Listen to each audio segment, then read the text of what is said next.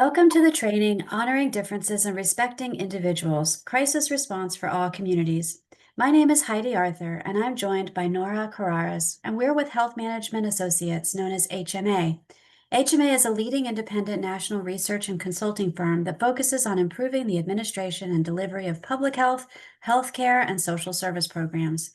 HMA is supporting the Mississippi Department of Mental Health in its efforts to enhance the state's crisis response system by providing online crisis response trainings and monthly crisis provider convenings. We're glad you're with us today for this training module.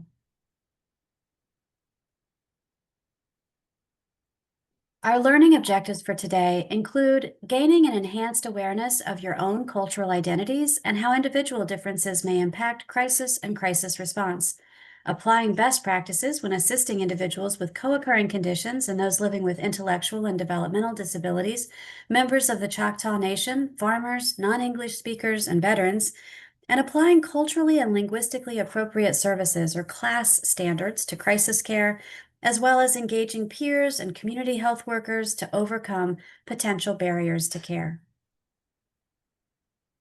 To begin today's training, we want to talk about what do we mean when we use the word differences. Every single one of us is unique. Each of us carries an identity that is shaped by many factors: our age, race, gender, abilities, and also by our culture. Culture itself includes the norms, traditions, and values that influence how we see the world, how we make decisions, and how we interact with others. Culture is the learned and shared values, beliefs, norms, and life practices of a group that guide thinking, decisions, and actions. On the right side of this slide, you see the culture wheel. This is a visual reminder that culture shows up in many ways. Our values, our food, the stories we share, the language we speak, the skills and traditions we practice, and the way we participate in our communities. In crisis response, recognizing this difference is critical. When we honor someone's culture and identity, we create a foundation of respect, truth, and understanding. Next slide. Before we dive into how to honor our differences, it's important we are all working from the same foundational understanding of a few key terms. The first one is cultural norms, and these are the everyday behaviors that are considered normal or expected within a group. Things like how we greet someone, how close we stand to them, or whether it's polite to make eye contact. These are often passed down through generations and enforced by gatekeepers like our parents, our teachers, or religious leaders. One I personally experienced has to do with handshakes. In my culture growing up, women were taught to approach a handshake gently. Then I had to shift that cultural norm because a soft handshake is perceived as a sign of weakness or lack of confidence. The next key concept is subculture. And subcultures are simply groups that exist within larger cultures. They help us recognize that even within one community or country, people don't all think or behave the same way. The identity within a subculture can shape who we are as powerfully as a larger culture does.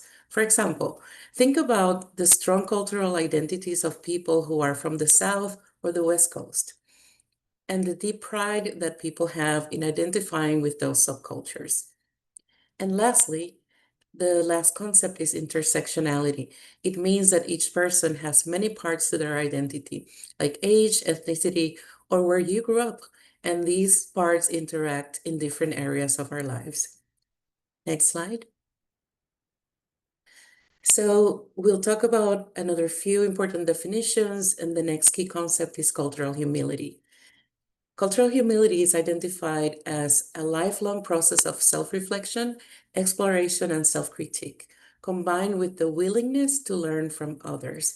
Cultural humility helps us uncover our own biases, our values, and cultural norms, and how these affect our relationship with others. It allows us to remain open to learning from and about others and approaching interactions with curiosity and openness. And lastly, person-centered care. This concept refers to an approach to service delivery that allows each person to make their own informed decisions. Individuals should be encouraged to be at the center of those decisions, make determinations about their treatment, and define what well-being means for them based on their priorities, their preference, and their values. Next slide. In this section, we will talk about honoring differences and identifying each person's needs. Next slide. So now that we've looked at culture and the idea of differences, let's take another step further and expand on what we learned about intersectionality. When we respond to someone in crisis, it is important to remember that people don't just bring one part of their identity into the situation. They bring all of who they are. This includes their age, their race, gender, culture, language, disability, income, and many other factors that intersect and shape how they experience a crisis. For example, the way a young woman of color with a disability experiences a crisis may be very different from the way an older white male veteran, because the intersections of their identities bring different perspectives, challenges, and strengths. So understanding these individual social and cultural differences is essential to providing respectful, person-centered care. Next slide. So we'll talk about understanding cultural values and how those values are across cultures. So cultural values shape how individuals think, how they communicate, how they make decisions, and how they relate to others. These values often differ across communities, but they guide what people see as respectful, appropriate, or important. So let's start with family values. In many cultures, the family unit includes extended and multi-generational family members, not just the nuclear family. Decisions may involve input from parents, elders, or adult children, not just the individual. The next value is around religion and spirituality. And faith can influence health decisions, like decisions around end-of-life care, dietary practices, or daily routines. So always ask respectfully about beliefs that may be important in crisis response. For example, in some religions, blood transfusions are not allowed. The next value is optimism. In some cultures, they really prioritize positive thinking and resilience, even in hardship. This optimism can be a source of strength or rooted in deep faith, but it might also make it harder for someone to voice their needs and challenges. The next one is respect. Some cultures show deep respect for others based on their age, gender, status, or role, and this can affect communication styles. For example, some clients may avoid making eye contact with you, or they may expect that you address them in a more formal way out of respect. The next one is congeniality. Harmony is a key value in many cultures. Some clients may avoid conflict or disagreeing with professionals just to be polite. That can impact how openly they express their needs or dissatisfaction with you or to you. Heritage and tradition is the last one on this slide. So for example, celebrations, music, clothing, language, or food are often deeply tied to identity, culture, values, and pride. So recognizing and honoring these passion points can build rapport and foster trust. When we understand what matters most to someone, whether it's family, faith, respect, or tradition, we can truly meet them where they are. So in this next slide, we're going to think about how we build our own cultural profile and the different questions that we might consider in doing that. So to learn about people in other cultures, we should start by becoming more aware of our own culture. So think about what is your religion, nationality, your race and ethnicity, what is your marital status, what is your age? Think about, are you disabled? Are you from an urban area or rural area? Are you a parent? Are you a student? What is your gender? And also, there are other elements that shape our cultural identities, like have you been a veteran? Have you lived in poverty? Have you been wealthy? Are you in middle class, or have you ever been in prison? And then think about, have you ever had to explain why you do things in a certain way? For example, why you may have a hard time standing up to a figure of power if respect for elders was a strong value growing up. Imagine also being aware that everywhere you go, there may be different perceptions and preconceptions of who you are. Think about someone with disabilities. Have you ever tried to talk to someone and feel they are unable to understand you because they don't share your background? Or have you ever wondered why people don't get the things that are so important to you and why? And the other way around, have you ever had a hard time understanding why some things that seem small to you may be so important to someone else? And this is why cultural humility matters. Next slide.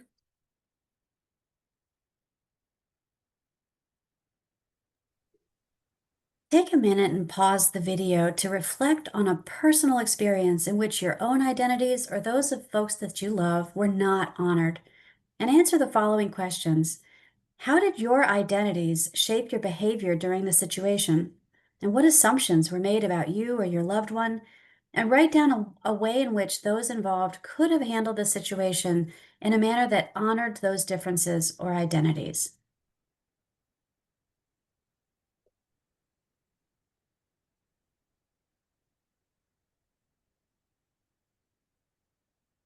We're going to talk about several crisis response case examples that speak to a number of different aspects of cultural identity. Take a minute to consider the unique array of factors that might be present for each of the following individuals experiencing crisis. Kai is a 10-year-old middle school student who has autism and just changed schools after entering foster care. He speaks Spanish at home and is not responding to questions. Naya is a 19-year-old member of the Choctaw Nation. She has a hearing impairment and lives with her grandmother, who's worried about Naya's troubling thoughts and substance use. Jolie is a 45-year-old who lives on a remote farm with her extended family. She has experienced multiple hospitalizations related to schizophrenia. She recently lost her Medicaid coverage and has been unable to purchase medications for either her mental health or her diabetes.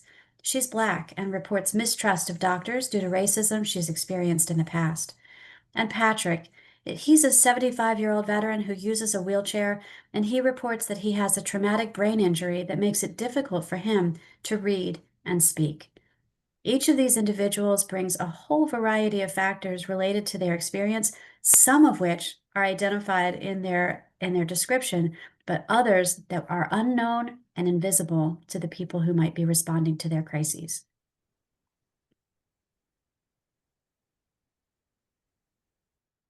Now let's talk about policies, procedures, and practices that promote fair treatment. And as we discuss this, think about ways to apply these concepts to crisis response. Next slide.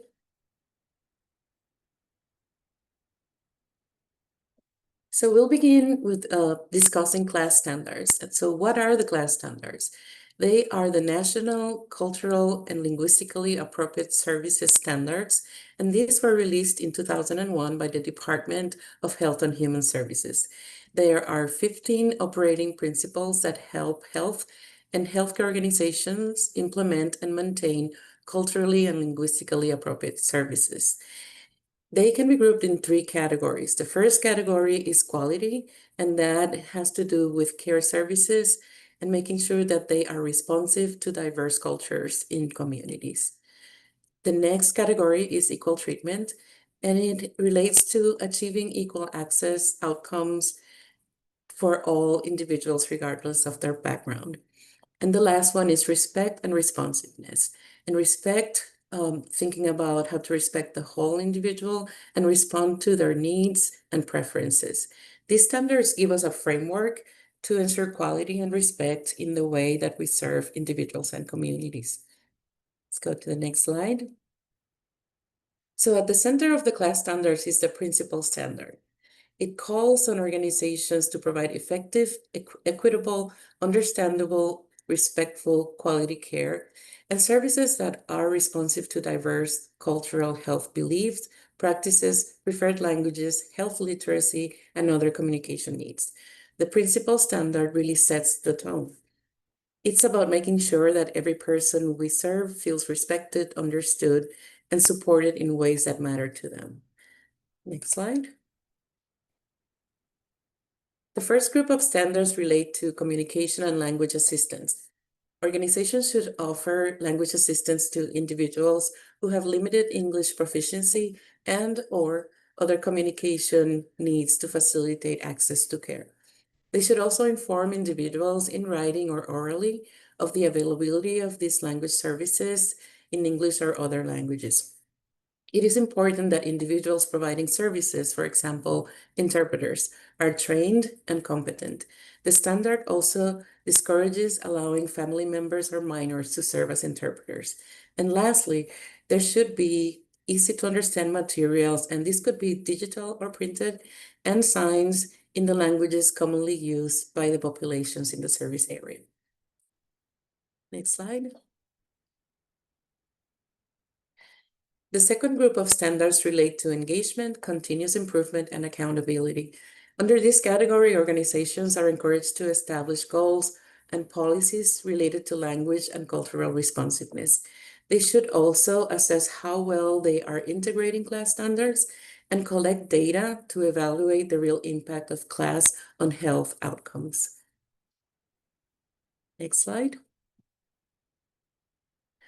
Organizations have to conduct community needs assessments that inform their plans and develop services that respond to these needs.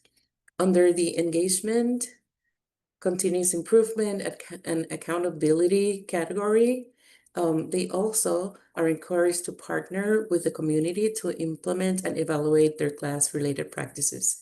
They should have a process to prevent and resolve conflict and complaints and communicate their progress to the community and their constituents. Next slide.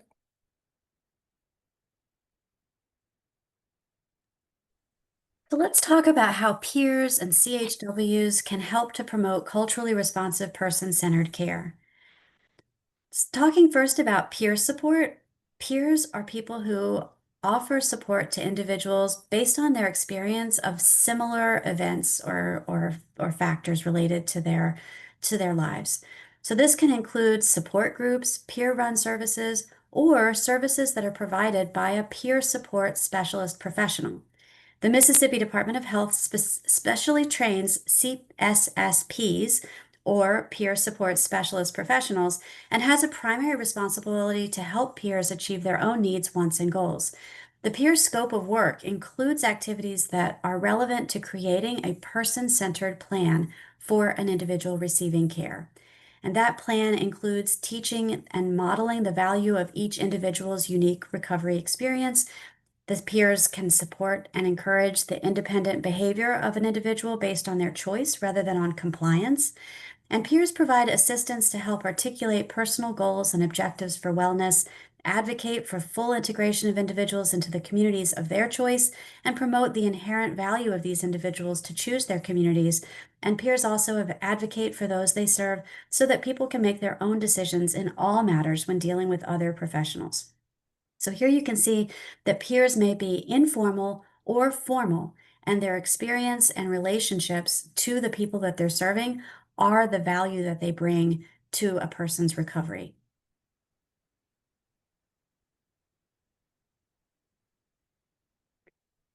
And now let's talk about community health workers.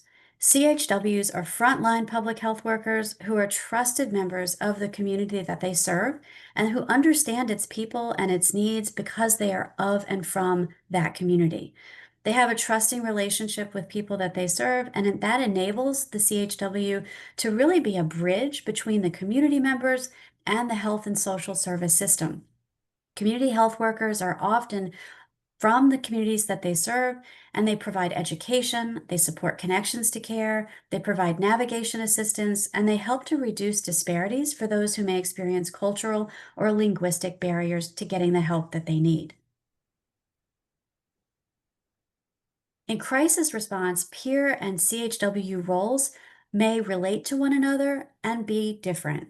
And as you can imagine, depending on the persons holding these roles, the role and the relationship will be very different from one individual served to another. For example, peers in their role or scope will offer opportunities for individuals experiencing crisis to talk with someone who can relate to their experience, possibly of crisis. They can provide information and resources that support recovery based on their own lived experience of recovery within that local community's system of care. And they might help to increase trust and reduce agitation because they are sharing power with an individual who is experiencing dysregulation. They can help to share their own story of similar experience and really relate to that person in that moment based on their own mental health or substance use experience or background. They can support people to develop a crisis plan and advocate on behalf of those experiencing crisis with the other people who are on the team in order to really advocate for that person's own decision making and own preferences and planning. A community health worker might serve as a cultural liaison or a broker to a community that is needing to be engaged in services and to a person who's experiencing crisis when their cultural or linguistic needs might otherwise be a barrier to care. They might help to develop crisis plans and support people in connecting with needed services based on an understanding of those cultural values, attitudes, and beliefs that might be unique to that local population or community because they are of and from that community and can really be that broker or that communicator with the rest of the team. When combined, peers and CHWs may play different roles, may relate to one another, and may offer a multidisciplinary team with really valuable lens and trust building support that helps to enable individuals being served to have person centered plans that are really responsive to their cultural identity and the unique factors that bring them both to crisis and to recovery.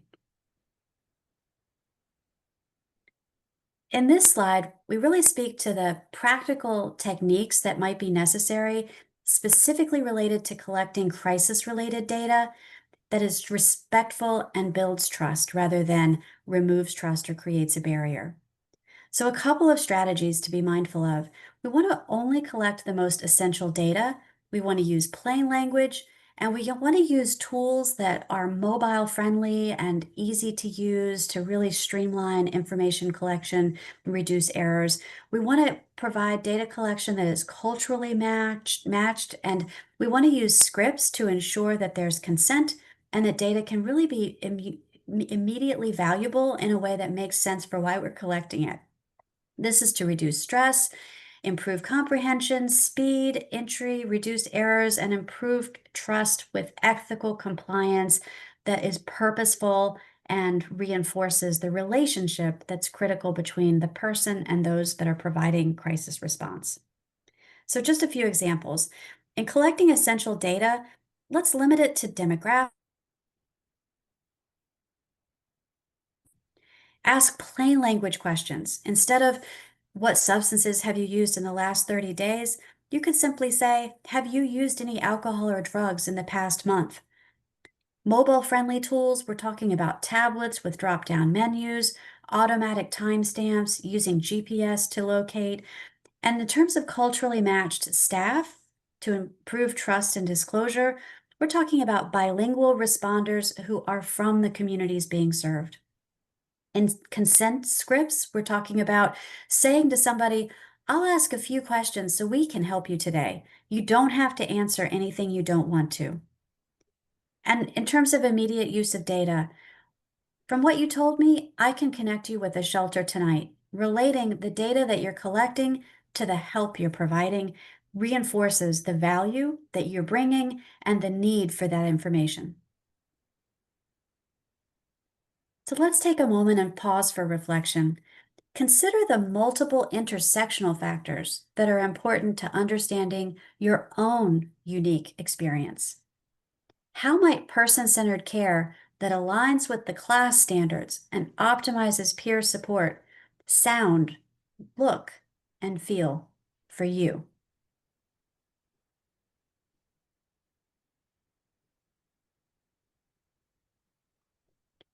In terms of inclusive crisis response, we want to talk about some strategies that help to honor all identities that a person might come with. A nice quote from Anna Quinlan: "America is like a quilt. Each piece of the quilt is unique and different, just like each person and community in the United States." Crisis response, just like all care, requires customized, individualized, person-centered approaches. And this means that we provide care to those in crisis that is based on each individual's needs and their preferences. We ask about their experience and their perspectives with cultural humility and with openness and curiosity. And we avoid assumptions that are based on stereotypes or biases that affect care and outcomes. Also, we use person first language. For example, we might say a person who has a mental illness instead of saying a mentally ill person. And we take the time to learn about the perspectives of the people that we serve. We've included a link to some resources to support conversations with high risk and other specific populations that was shared by Lifeline 988 that you can click on in order to learn more. How can we be respectful of cultural values that shape identity and guide behavior? Here are some practical approaches.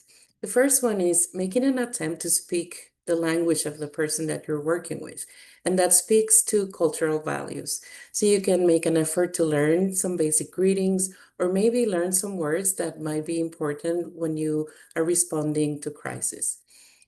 The second one aligns with our conversations around being curious, so showing genuine interest. And this speaks to the value around family. So, in some cultures, storytelling is very important, particularly for elders. So, use this as an opportunity to learn more about the family and use this information as it may inform crisis response. The last one on this slide is asking about their family. So you might want to know about the shared decision making that might be common in their cultures. Also showing interest about what are the family dynamics, particularly those that have a direct impact on the person that you're working with. Next slide. So the next one is using appropriate titles, and this speaks to the value of respect. In some cultures, it is important to address, especially elders, with certain terminology. So the best way to learn about this is to ask. So ask individuals about how they would like to be addressed. You can also ask, if you're working with an interpreter, to ask them, how do you say that specific term in their language? And last, be curious about traditions and culture. So this speaks to the value of culture and empathy. So make sure that you're using those culturally appropriate greetings. And sometimes in some cultures, it might be important to have that gentle physical touch as a sign of empathy. But in other cultures, they may not prefer that you have physical touch. So again, it's important to be curious and ask questions to inform your approach to crisis response. Next slide.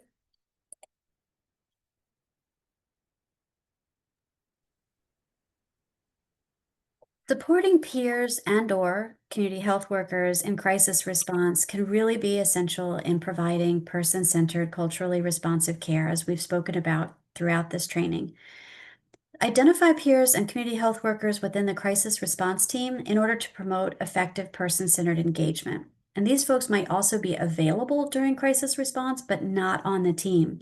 So think about who is part of a crisis response and how each person might slot into the role of being a peer or a CHW, and make sure certain that on your team you understand who these individuals are and the role, and how everybody on the team can support an approach that maintains and protects those vital roles within the response.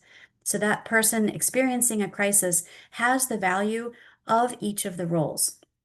Create opportunities for peers and for community health workers to leverage their respective strengths on the team and address those people's unique needs with debriefing and supervisory support that is respectful and honors their own lived experience and the value that they bring both to the response and to the community being served.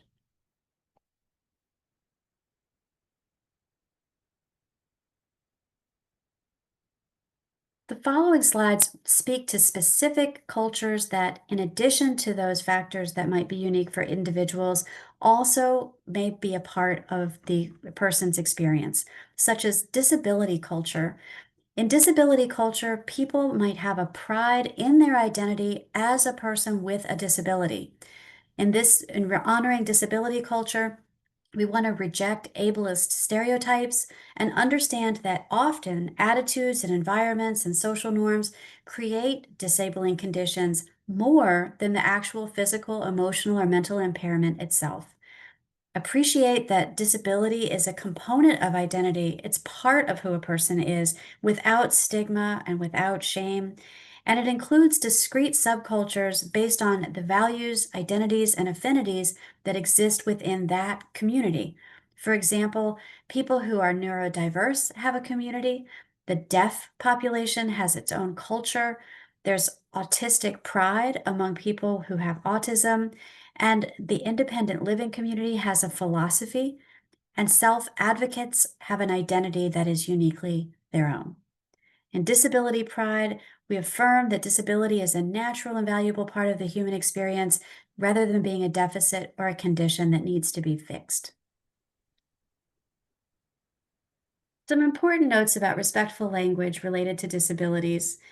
Presume competence and act accordingly. Talk with the person first rather than their companion, family, or care attendant, including with individuals who rely on alternative communication methods or people who don't use spoken or expressive language. Learn the ways that they do express themselves and speak with or to them directly before engaging others that might be providing care. If you don't know, ask. Some people like person first language. I am a person with autism, while others prefer identity first language. I am autistic. And watch your words. For example, avoid saying that a person suffers from a disability or calling groups of people with disabilities by names that may not reflect their competence or suggesting that non disabled people are normal. And avoid phrases like differently abled, special needs, or handy capable and challenged. Often these are considered insulting or condescending. We can just say disability or disabled. Disability descriptions often transform into offensive terms. Avoid those terms. Avoid degrading people with disabilities, and even when they're used in contexts that are referring to those terms, it can suggest a sense of disrespect. Some respectful approaches for those who have intellectual or developmental disabilities starts with being trained to identify signs of intellectual or developmental disability, brain injury, dementia, and other neurodiverse needs. Prioritize emotional safety and trust building, assuming that individuals have experienced trauma, including medical or institutional trauma, when you're working with someone who has an intellectual or a developmental disability. Offer choices to folks whenever you possibly can, and understand that communication styles, sensory sensitivities, and behavioral responses are going to differ significantly from one person to another. Just as with other aspects of an individual's cultural identity, their experience of intellectual and developmental disability is going to be unique. Speak slowly and clearly, use concrete language, visual aids, and gestures when those are helpful. Avoid sudden movements or changes in routine or forceful interventions, and refer to or collaborate with IDD-specific providers, such as disability agencies or advocates, to help inform your approach and ensure that you're being responsive to each person. Include a person's caregivers in planning and decision-making when appropriate, and respect the knowledge that they can bring about the person's needs and preferences that's unique to their background and experience with that individual. And ensure continuity of care across the systems that serve people. And for those with IDD, it might be behavioral and disability services, or behavioral and education services, or disability and education services, or all of the above.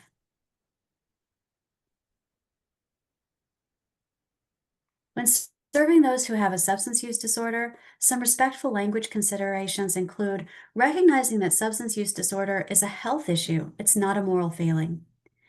Emphasize that there's support for recovery and promote hope. Using messages such as recovery is possible and you're not alone. Avoid blaming and shaming a person for the symptoms of their substance use disorder, and use terms such as in recovery rather than terms like being clean. Refer to a person with a substance use disorder and avoid terms such as addict or substance abuser or other labels that can be defining a person based on their condition. And offer options rather than ultimatums and frame support as a partnership rather than a directive. To respect those with mental illness and co-occurring condition, some respectful language includes person-first language and avoiding stigmatizing terms, avoiding making assumptions about a person's priorities and needs, and addressing both the serious mental illness and the co-occurring substance use or other condition at the same time, rather than suggesting that someone has to first receive support or treatment for one condition before they can be treated for the other. And engage with peer support and learn from those who have lived experience in order to inform individualized person-centered plans and approaches to serving people with co-occurring conditions.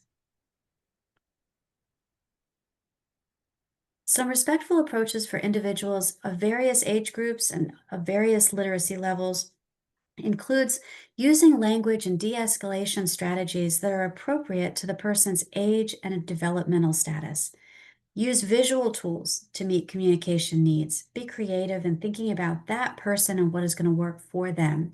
Engage families and caregivers as partners in crisis response, teaming up to get suggestions and be creative about what has worked in the past in order to offer choices that promote autonomy and allow an individual with time to process the experience and make their own decisions. Avoid treating a person like a child or infantilizing or using tones that might be patronizing or condescending. And validate their emotions and their experience. Join with them. Reflect with them. This is hard. Let's talk about what might help. Engage them in making solutions and problem solving that's responsive to their specific needs and preferences. We want you to take a few minutes to do this reflection exercise. So let's take a few minutes to reflect on the following. So think on your thoughts and/or feelings when you encounter someone who has a mental illness and is experiencing a substance use crisis.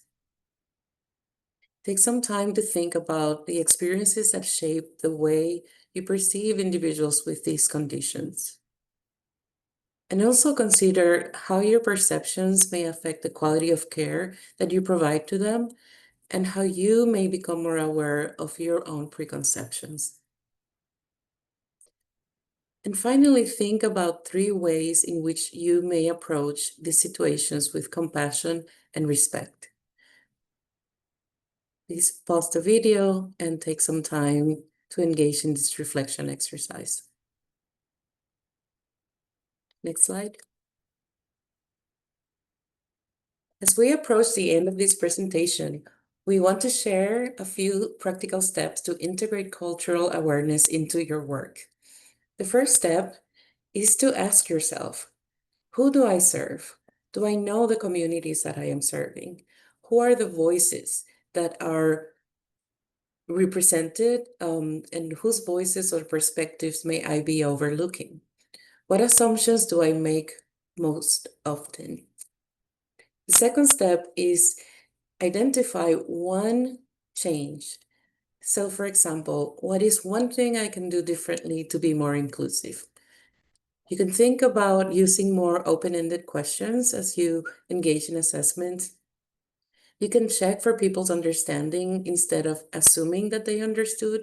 You could use the teach back method. You can ask them, can you repeat back to me what I just said? You can pause and reflect before you make an interpretation of a behavior. Avoid terms such as non-compliant and really try to understand why is it that someone may not be compliant. Step 3 speaks to a commitment to learning.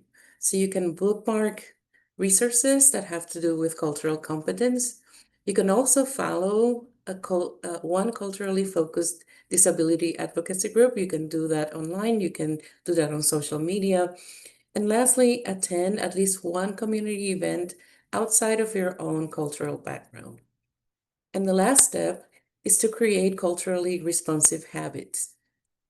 For example, you can always offer interpreter services or always communicate that there are translated materials available.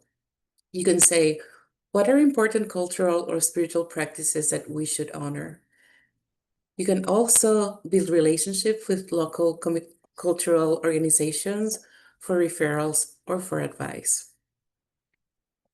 Next slide. So in this training, we've also provided a list of linked references for future review. We encourage you to revisit this slide and save these references for future use. And we want to thank you for completing this module with us today. A training library is being developed through June 2026, compiling recorded and accessible resources to support you in your role. Frequently check the Department of Mental Health website linked on this slide for updates and new training uploads. And here's a list of training topics that are being recorded and that will be housed on the Department of Mental Health website for future reference. Please make sure to follow the Mississippi Department of Mental Health on social media platforms such as Facebook, YouTube, and Instagram. We thank you for your participation and have a wonderful day.